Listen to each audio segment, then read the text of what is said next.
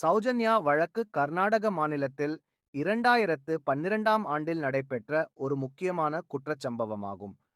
17 வயதான சௌஜன்யா தர்மஸ்தலா அருகே காணாமல் போனார். அடுத்த நாள் அவரது உடல் நேத்ராவதி ஆற்றின் அருகே கண்டுபிடிக்கப்பட்டது. மேலும் பாலியல் வன்கொடுமை மற்றும் கொலை செய்யப்பட்டதாக அறியப்பட்டது. விசாரணை மற்றும் சந்தேகங்கள். இந்த சம்பவத்திற்கு பின்னர் சந்தோஷ் ராவ் என்ற நபர் கைது செய்யப்பட்டார். ஆனால் விசாரணையின் போது முக்கிய ஆதாரங்கள் KHGVN DNA மற்றும் விரல் சுவடுகள் சேகரிக்கப்படவில்லை. மேலும் பலர் இந்த வழக்கில் தொடர்புடையவர்களாக இருக்கலாம் என்ற சந்தேகங்கள் எழுந்தன. இது போலீசாரின் விசாரணை முறைகளின் மீது கேள்விகளை எழுப்பியது. சமூகத்தின் எதிர்வினை.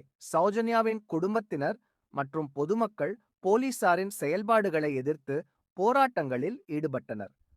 அவர்கள் சிபிஐ விசாரணை கோரினர், ஏனெனில் உண்மையான குற்றவாளிகள் இன்னும் பிடிபடவில்லை என்ற நம்பிக்கை இருந்தது. சிபிஐ விசாரணை மற்றும் நீதிமன்ற தீர்ப்பு. 2015ஆம் ஆண்டில் சிபிஐ விசாரணை தொடங்கியது. ஆனால் புதிய ஆதாரங்கள் கிடைக்காததால் விசாரணை முன்னேறவில்லை. 2023ஆம் ஆண்டு ஜூன் 16ஆம் தேதி ஆதாரங்களின் பற்றாக்குறையால் சந்தோஷ் ராவ் விடுவிக்கப்பட்டார். இதனால் உண்மையான குற்றவாளிகள் இன்னும் விடுபட்டுள்ளனர் என்ற உணர்வு சமூகத்தில் நிலவுகிறது. தற்போதைய நிலை. மக்கள் மற்றும் சௌஜன்யாவின் குடும்பத்தினர் இன்னும் நீதிக்காக போராடி வருகின்றனர்.